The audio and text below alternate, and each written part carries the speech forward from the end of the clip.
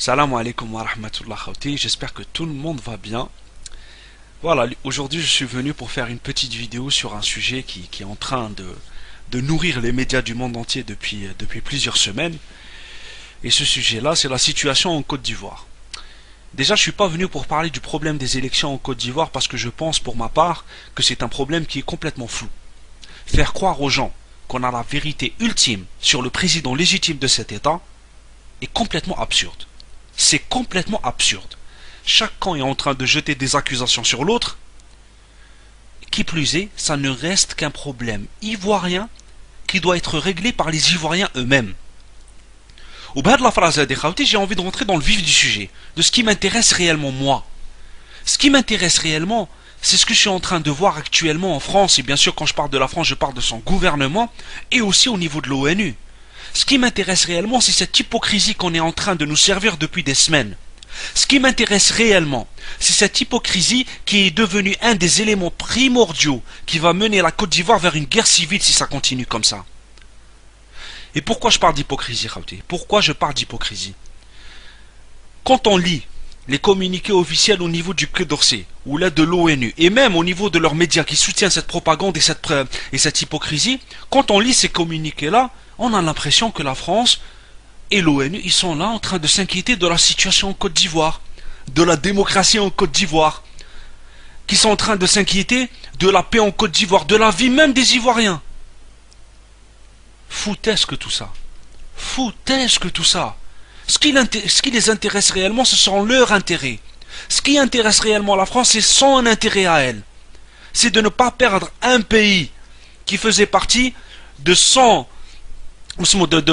vision de l'Afrique, qui est la France-Afrique. Avec un Gbagbo à la tête de la Côte d'Ivoire, elle sait très bien qu'elle n'aura plus la main mise sur la Côte d'Ivoire, sur ce pays-là. Le fond du problème, il est là. Ils s'en foutent complètement de la démocratie. La démocratie, maintenant, c'est devenu un cheval de Troie pour ces pays-là. À chaque fois qu'ils veulent rentrer dans un pays pour le coloniser et pour le détruire et pour bouffer ses matières premières, ils parlent de démocratie. Donc le fond du problème est que Gbagbo n'est plus en odeur de sainteté à Paris. Point barre. C'est un problème entre Paris et Gbagbo. Étant donné que Gbagbo est en train de se retourner vers la Chine et la Russie en offrant des contrats à ces pays-là, ça c'est quelque chose qui est inacceptable pour Paris. C'est quelque chose qui est inacceptable pour l'ONU parce qu'on sait très bien que l'ONU n'est qu'une marionnette aux mains des Américains. Ça on le sait, même si la Chine et la Russie ont un droit de veto, on sait très bien que l'ONU et la guerre en Irak a été une guerre qui a été révélatrice, qui a montré que l'ONU n'est qu'un outil qui est aux mains des américano-sionistes, qui est là juste pour servir leur intérêt à eux. C'est tout. Ils sont prêts à déclencher une guerre civile en Côte d'Ivoire pour préserver leur intérêt. C'est pour ça qu'ils veulent mettre Ouattara. Ce n'est pas parce qu'il a gagné des élections, j'en sais quoi. Pas du tout. Ils veulent mettre Ouattara parce que Ouattara, c'est quelqu'un qui va pérenniser leur intérêt. Qui va remettre la Côte d'Ivoire dans le droit chemin de la France-Afrique. C'est tout. Et je tiens juste à dire une chose, moi je n'ai ni de la sympathie ni pour Gbagbo ni pour Ouattara. Ça me passe au-dessus. Moi, Gbagbo et Ouattara, ce sont deux Ivoiriens, et ce problème-là doit être réglé par les Ivoiriens eux-mêmes. Et le problème, c'est que depuis la décolonisation, la France a toujours mis ses hommes à la tête de ces pays d'Afrique. Et comme le dit si bien Nimrod, qui est un poète tchadien, un poète et un écrivain tchadien, il a dit une fois sur le plateau de Tadei, il a dit que le travail est mieux fait par les colonisés eux-mêmes. Le fond du problème, il est là. Le fond du problème, il est là. Donc arrêtez de nous parler de démocratie. Arrêtez de nous parler de paix. Et arrêtez de nous parler de la vie des Ivoiriens. Et aussi arrêtez avec votre droit d'ingérence. Arrêtez de vous ingérer dans les affaires des autres. On a bien vu que ce droit-là que vous vous êtes octroyé par vous-même, on a bien vu les dégâts que ça produit. Des centaines de milliers de morts en Afghanistan et en Irak. Là, ça n'émeut personne. Mais un problème d'élection au Côte d'Ivoire, il y a tout le monde qui en parle. Il y a tout le monde qui en parle. Ça devient le problème numéro 1 au monde. Monté de toutes pièces par ces médias-là qui sont à votre botte.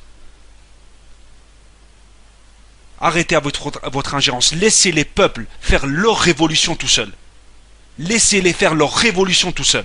Ne venez pas avec vos chars et vos avions et vos bombes vous émissez dans ces affaires-là en nous faisant croire que vous êtes là pour un but humaniste. Vous êtes là pour le dollar et l'euro, point barre. Vous êtes là pour bouffer ce qu'il y a à l'intérieur de ces pays-là, point barre.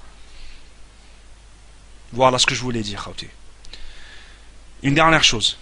Juste avant de terminer la vidéo, j'ai envie de dire à certaines personnes, parce qu'il y a certaines personnes, là je parle beaucoup plus aux DZ youtubeurs, il y a certaines personnes qui viennent et qui ont toujours le même argument. À chaque fois qu'on essaie de parler de problèmes internationaux, à chaque fois qu'on essaie de parler d'un problème qui est lié à l'Occident, il nous ressort tout le temps la même chose. Oui, mais bon, mais toi tu vis en Occident. Et alors? Si toi tu connaissais un petit peu le monde occidental, il y a des Français blancs aux yeux bleus de souche qui disent là strictement la même chose que moi. Strictement la même chose que moi. Les Algériens, c'est un véritable problème. Tu n'as pas le droit de parler de l'Occident parce que tu vis là-bas. Tu n'as pas le droit de parler de l'Algérie parce que tu ne vis pas là-bas. Donc tu n'as plus le droit de parler. Escoute. Donc c'était juste pour dire ça. Ou on parle du fond du problème. Sinon, l'argument, gardez-le pour vous. Gardez-le pour vous. Je ne répondrai même plus à ce genre d'argument. C'est pas parce qu'on vit en Occident qu'on doit se fermer, classe. On n'a plus le droit de parler ou d'analyser ou d'essayer d'avoir un avis. Barakallahu fikum, assalamu alaikum wa rahmatullah, et vive l'Afrique libre, libre de la mainmise des puissances étrangères et des dictateurs qui viennent de son propre peuple. Assalamu alaikum wa rahmatullah.